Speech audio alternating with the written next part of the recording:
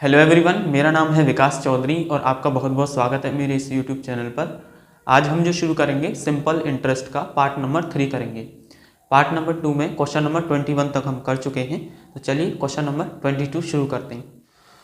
Question number 22 देखते हैं। यहाँ पर ये कहता है जब साधारण ब्याज मूलधन का A/B हो तो सबसे पहले क्वेश्चन आता है आपका कि एक साधारण धनराशि पर 5 वर्षों का साधारण ब्याज उस राशि का चौथाई है, तब अनुसार उस ब्याज की वार्षिक दर कितनी है। तो देखो इसमें दे रखा है आपका कि साधारण ब्याज उस राशि का 1/4 है। समझ में आ रहा है? साधारण ब्याज तो मैंने आपको पिछले क्वेश्चंस में बताया था, नहीं बताया तो अभी सुन लो कि इसमें जब पहली जो टर्म दे रखी होती है वो होती है आपकी भिन्न का अंश, दूसरी वाली टर्म होती है वो भिन्न का हर होती है। जैसे इसमें लिखा हुआ है कि साधारण ब्याज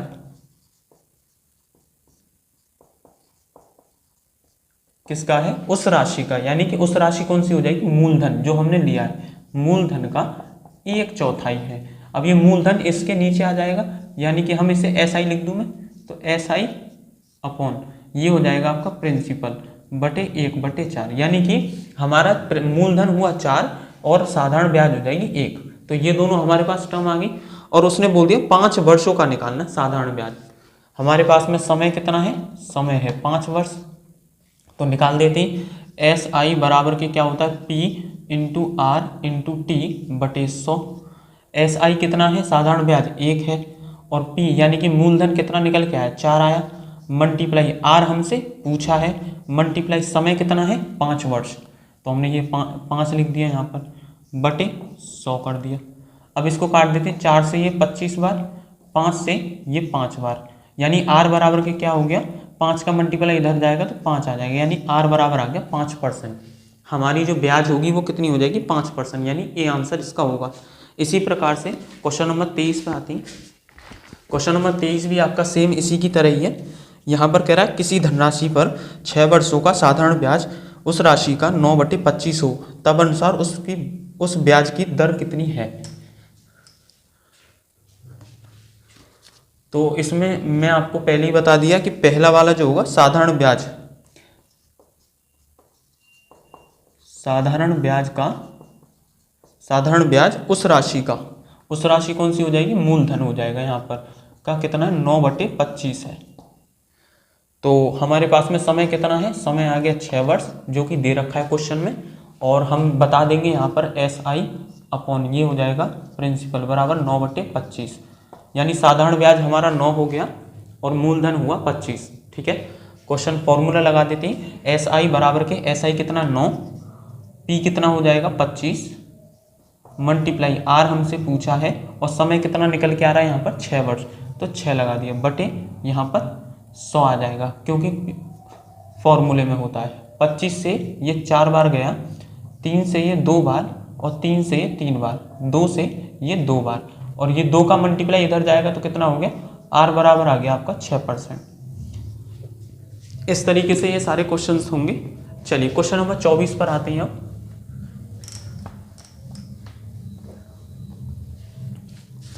क्वेश्चन नंबर 24 है आपका कि एक धनराशि पर साधारण ब्याज उस राशि का 1/16 है, यदि वर्षों की संख्या वार्षिक दर की संख्या के बराबर हो तो वार्षिक प्रतिशत दर क्या होगी। अभी तक जो क्वेश्चंस आ रहे थे उनमें क्या था आपका? हमें साधारण ब्याज निकालनी थी और हमें समय दे रखा था, लेकिन यहाँ पे क्या है? यहाँ पर आपका वार्षिक दर और समय दोनों की संख्या बराबर है। जैसे अगर मैंने वार्षिक दर मान ली x, तो हमें समय भी मानना पड़ेगा x। ठीक है, जैसे समझते हैं कैसे, देखिए इधर क्वेश्चन नंबर है 24।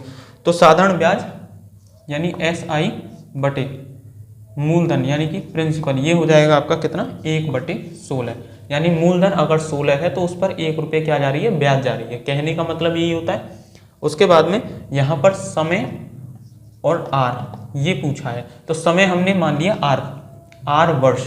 ठीक है, उसने बोल दिया कि जितना समय लोगे वही संख्या आपकी क्या होनी चाहिए? ब्याज दर भी होनी चाहिए। तो हमारा ब्याज दर हम मान लेते हैं ये R%।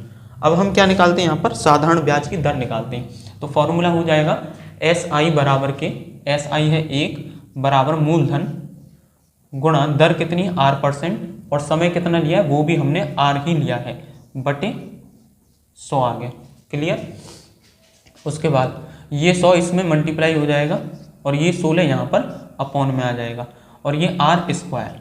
अब एक बात बताओ, इसको मैं स्क्वायर में लिख सकता हूँ किसमें, 10/4 का स्क्वायर में, बराबर के आर स्क्वायर। इस स्क्वायर से ये स्क्वायर गया तो कितना बचा, आर बराबर के 10/4 और 4 का मल्टीप्लाई, 4 का डिवाइड इसमें करूँगा तो 4 दूनी 8 पॉइंट 4 पंजे 20, यानी कि 2.5% की क्या होगी, उसे वार्षिक ब्याज मिल रही है। या हम इसे ऐसे लिख सकते हैं कि 2 सही 1/2, ये भी आंसर आपका सही हो जाएगा। चलिए क्वेश्चन नंबर आते हैं 25 पर। सारे ही सवाल आसान हैं ये और एक ही पैटर्न पर आधारित हैं। क्वेश्चन नंबर 25 है आपका। ये कहता है कि किसी राशि पर 6 सही 1/4 वर्षों बाद, यानी समय हमारे पास कितना है, 6 सही 1/4 वर्ष। और इसको मैं भिन्न में चेंज कर लेता हूँ, 4 सिंह 24 और 25, यानी 25/4 वर्ष इतना। उसके बाद में कहता है साधारण ब्याज उस राशि का 3/8 होगा, यानी कि साधारण ब्याज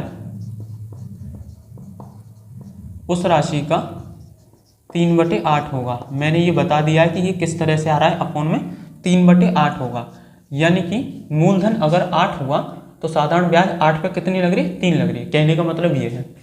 अब इसमें क्या पूछा, इसमें पूछा ब्याज दर बताइए, तो वही साधारण ब्याज कितनी है, 3 बराबर के मूलधन 8 गुणा आर कितना है पूछा है हमसे, मल्टीप्लाई समय कितना है 25/4 वर्ष, तो 25/4 और गुणा में 100 कर देंगे क्योंकि फॉर्मूले में होता है।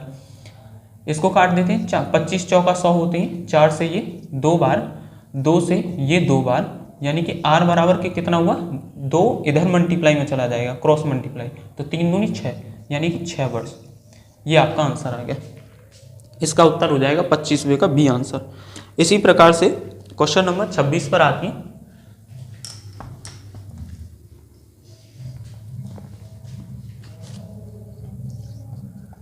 क्वेश्चन नंबर 26 है आपका कि किसी निश्चित राशि का साधारण ब्याज उस राशि का 16/25 है, तब अनुसार यदि ब्याज की प्रतिशत दर और उसका समय एक समान हो तो ब्याज दर बताइए। तो आपको इसमें मैंने बताया कि ब्याज दर और समय दोनों समान हैं, तो हम क्या मान लेते हैं, R% मान लेते हैं ब्याज दर को और समय मान लेते हैं R वर्ष। क्लियर, हमने समान मान लिया, वहाँ क्वेश्चन में दे रखा है इस वजह से। उसके बाद में कह देता है साधारण ब्याज बटे मूलधन, ये बता दिया है मैंने आपको कि कैसे आ रहा है। जो पहला वाला टर्म होता है उसको भिन्न का अंश मानते हैं और जो नीचे वाला टर्म होता है या लास्ट वाला टर्म होता है उसे हर मानते हैं। ये हो जाएगा आपका 16/25। साधारण ब्याज 16 है, मूलधन है 25। हम सारी टर्म हमारे पास में है, अब लगा देते हैं। ब्याज दर पूछा है तो SI बराबर, यानी साधारण ब्याज हो गया 16 बराबर मूलधन है 25 मल्टीप्लाई R गुणा समय कितना है R ईयर, तो R ये भी ले लिया बटे 100 ले लिया। 25 से ये 4 बार गया, 16 का मल्टीप्लाई 4 में करेंगे 64, यानी R स्क्वायर बराबर के कितना आया 64, और R का स्क्वायर जब इधर जाएगा तो 8 8 64 होते हैं, यानी R की वैल्यू हो जाएगी 8, यानी 8% ये हो जाएगा। क्लियर। उसके बाद में आते हैं क्वेश्चन नंबर 27 पर। ये भी सेम इसी की तरह ही है।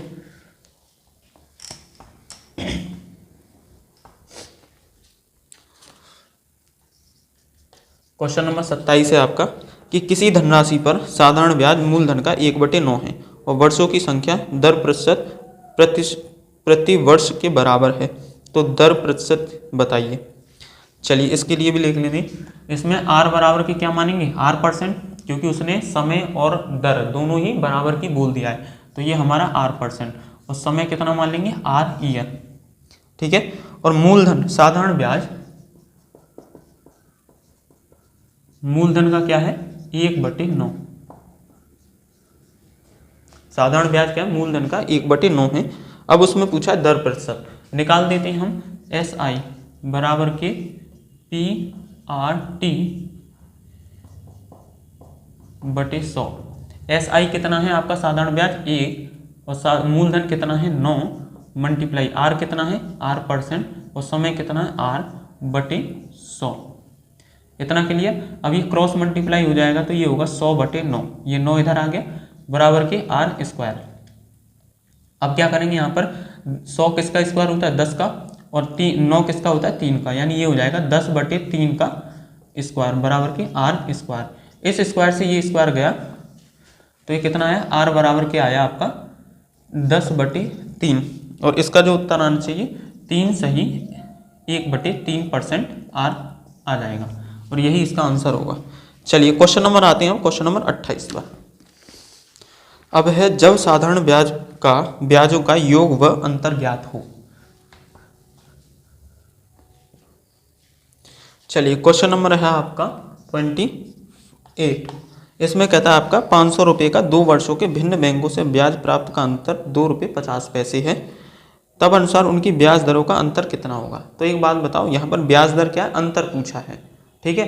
तो यहाँ पर हम क्या करेंगे, पहली बैंक से उसने जो ब्याज प्राप्त हुआ वो देखेंगे, और दूसरी बैंक से जो ब्याज प्राप्त हुआ वो माइनस कर देंगे बराबर 2.5। जैसे साधारण ब्याज का फॉर्मूला होता है, मूलधन हमारे पास 500 है, मल्टीप्लाई ब्याज दर हमने पहले की मान ली R1, हमें ये पता ही नहीं है तो पहली जो ब्याज दर है पहली बैंक से जो लिया है वो R1 मान लेते हैं, मल्टीप्लाई समय कितना है 2 वर्ष के लिए बटे 100, माइनस क्योंकि उसने अंतर बोला है, ठीक है, अंतर बोला है इसीलिए 500, दूसरी बैंक से ब्याज दर कितना है R2 मल्टीप्लाई 2 वर्ष बटे 100, और इन दोनों का अंतर कितना आ रहा है 2.50, यही तो अंतर आ रहा है। उसके बाद में इन 2 जीरो से ये 2 जीरो कैंसिल, इन दोनों जीरो से ये 2 जीरो कैंसिल, 5 दूनी 10 यानी कि 10R1 माइनस के 5 दूनी 10 यानी 10R2 बराबर के हो जाएगा 2.50। इतना क्लियर, हमें यहाँ तक समझ में आना चाहिए। अब देखो 10 और 10 यहाँ कॉमन है तो 10 हमने कॉमन ले लिया, R1 माइनस के R2 बराबर के 2.5, और ये 10 अब क्या है मल्टीप्लाई में इधर जाएगा डिवाइड में आ जाएगा, तो R1 माइनस R2 बराबर के 2.5/10, 10 का इसमें डिवाइड किया तो कितना आया 0.25%, यानी उसने यही पूछा आपसे कि उनकी ब्याज दरों का अंतर बताइए, तो उनकी ब्याज दर R1 माइनस R2 बराबर के 0.25% हो गया। क्लियर, इसका जो उत्तर आ जाएगा आपका वो आ जाएगा आपका सी आंसर। इसी प्रकार क्वेश्चन नंबर 29 पर आती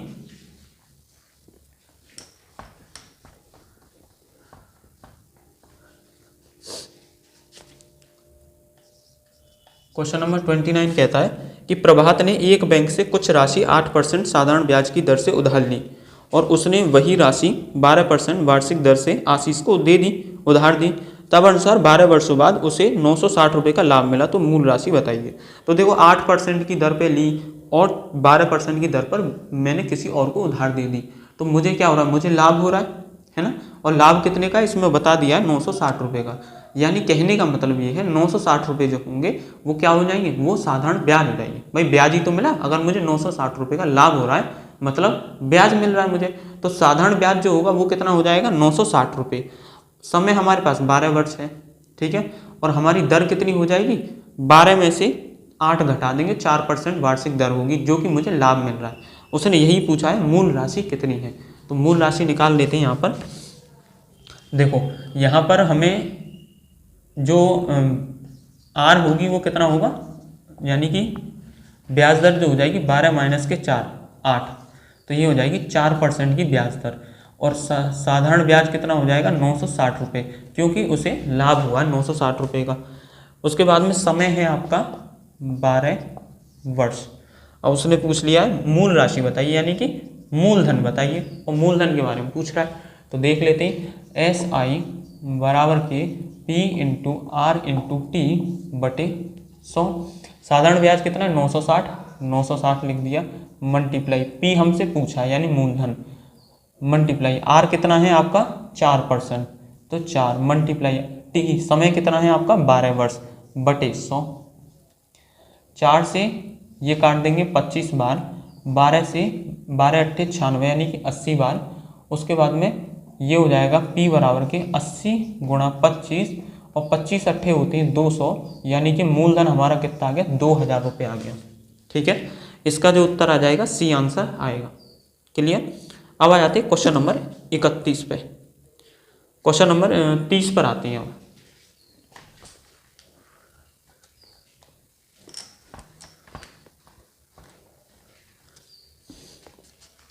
क्वेश्चन नंबर 30 क्या कहता है, देखो यहाँ पर कह रहा है दो बराबर राशियाँ जो 2 वर्ष और 3 वर्ष के लिए 8% प्रति वर्ष साधारण ब्याज की दर से उधार ली गई, ब्याज का अंतर 56 है, तो उधार ली गई राशि बताइए।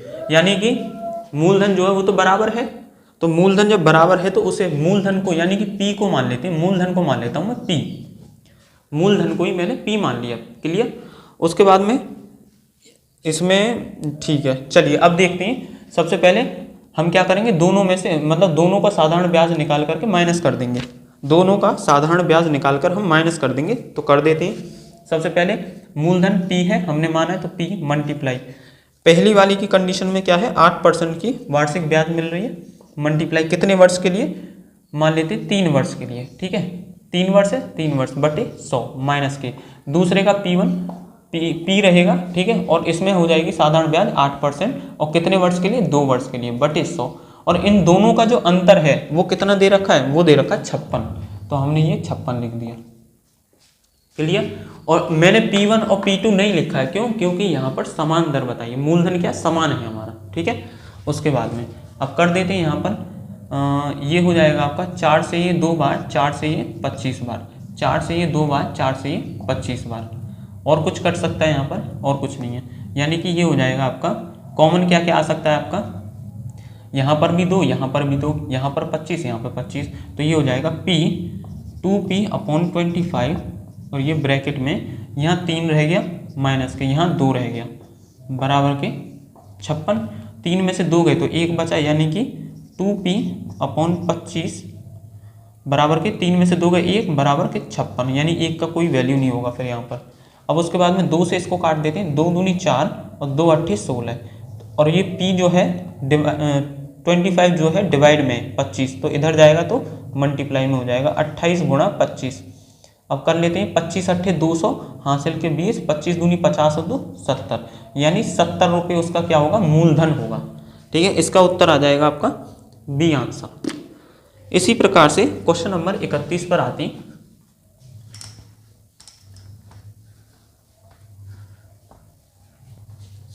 ये है आपका ए ने बी और सी से कुल 1200 रुपये के 2 ऋण लिए, बी ने 14% प्रतिवर्ष का साधारण ब्याज लिया और सी ने 15% प्रतिवर्ष का साधारण ब्याज लिया। ए द्वारा 1 वर्ष में कुल ब्याज 172 था, तो ए ने लिए।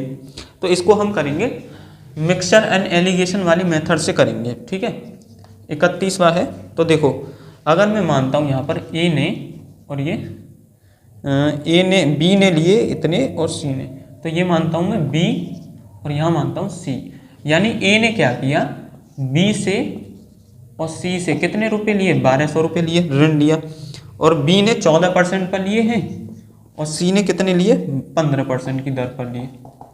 अब उसने पूछा है कि ए द्वारा 1 वर्ष में कुल ब्याज 172 था, तो ए ने लिए थे कितने, मूलधन कितना लिया था, मतलब ए ने लिए थे, इसमें ऑप्शन में दे रखे वो समझेंगे।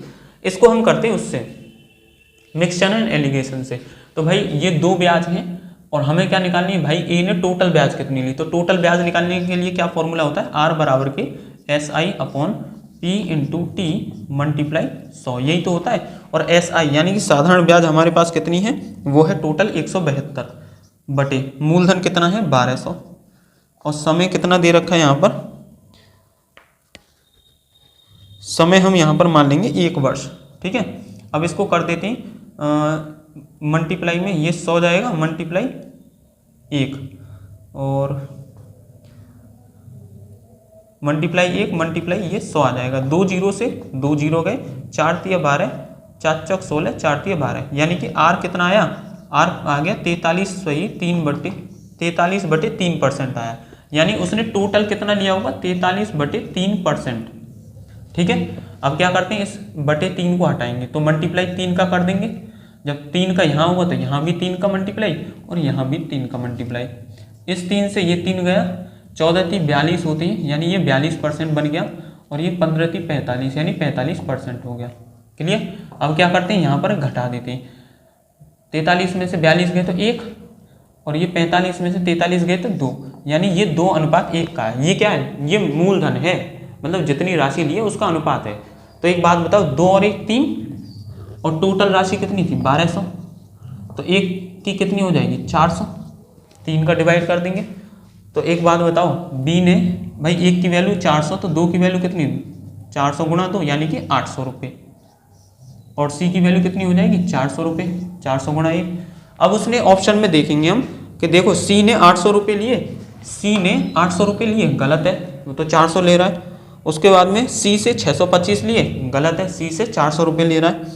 उसके बाद बी से 400 रुपये लिए, बी से 800 रुपये लिए, तो ये भी गलत। और लास्ट का ऑप्शन है बी से 800 रुपये लिए, यानी ये बी से 800 रुपये लिए हैं, इसलिए यही आपका आंसर ठीक हो जाएगा।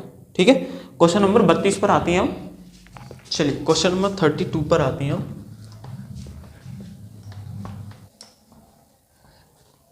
चलिए क्वेश्चन नंबर 32 देखते हैं। क्वेश्चन नंबर 32 क्या कहता है, ये कहता है आपका कि एक व्यक्ति 4 पैसे प्रति रुपए की दर से आयकर देता है, यानी 1 रुपये पर वो कितना कर दे रहा है, 4 पैसे।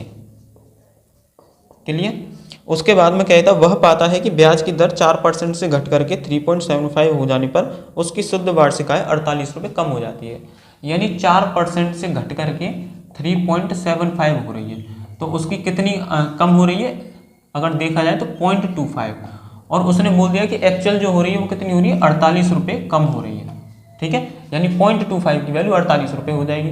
तो एक बात बताओ, 0.25% की वैल्यू 48 रुपये, तो 1% की वैल्यू कितनी हो जाएगी, 48/0.25। इस पॉइंट को घटाऊंगा तो हटाऊंगा तो पॉइंट को जैसे ही हटाया तो 2 जीरो बढ़ जाएंगे, 25 से ये 4 बार, यानी कि 1% की वैल्यू कितनी हो गई, 4 अट्ठे 32 और ये 192। क्लियर। तो एक बात बताओ, 1% की वैल्यू 192, तो 100% की वैल्यू कितनी हो जाएगी, 100% की वैल्यू हो जाएगी 192 गुणा 100, यानी कि 19,200। और ये 19,200 क्या है, ये आया आपका शुद्ध वार्षिक आय, यानी कि टैक्स वगैरह काट करके। ठीक है, और यहाँ पर अब हम देख लेते हैं, 1 रुपये पर 4 पैसे का आयकर देना पड़ रहा है। तो एक बात बताओ, मैं 100 का मल्टीप्लाई इधर भी कर देता हूँ, इधर भी कर देता हूँ, तो ये हो गया 100 रुपये, और ये हो गया आपका 400 पैसे, यानी 4 रुपये। यानी कह सकते हैं यहाँ पर कि 100 रुपये पर उसे 4 रुपये ब्याज देना पड़ रहा है, यानी कि 4% का उसका क्या है, आयकर है, 4% का आयकर है। शुद्ध वार्षिक आय हमारी ये है। तो एक बात बताओ, P गुणा शुद्ध वार्षिक ब्याज ये है आपकी 19,200, और हमें कितना ब्याज देना पड़ रहा है, 4 रुपये ब्याज देना पड़ रहा है। तो शुद्ध वार्षिक ब्याज भाई 100 में से 4 रुपये मैंने दे दिए, तो बचे कितने, 96, यानी 96% में आपका जो 96% वैल्यू होगी वो 19,200 की होगी। कैसे होगी समझ लो, टैक्स वगैरह काट करके ये जो वैल्यू है हमने टैक्स वगैरह काट दिया, उसके बाद में बच रहे हैं, तो मैंने यहाँ पर टैक्स काट दिया और 96 बच रहे हैं। ठीक है, और ये परसेंट है, तो ये हो जाएगा आपका P मल्टीप्लाई 96/100 बराबर के 19,200। 96 से इसको काटूंगा तो ये जाएगा 200 बार, और P 100 इसका मल्टीप्लाई इधर हो जाएगा, तो ये हो जाएगा आपका इकाई, दहाई, सैकड़ा, हजार, 10,000, यानी 20,000। उसकी जो वैल्यू आ जाएगी वो कितनी आ जाएगी, 20,000 आ जाएगी। इसका उत्तर हो जाएगा सी आंसर। अब आज के लिए इतना ही बहुत है क्वेश्चन नंबर 32 तक, फिर मिलते हैं नेक्स्ट वीडियो में पार्ट नंबर 4 में।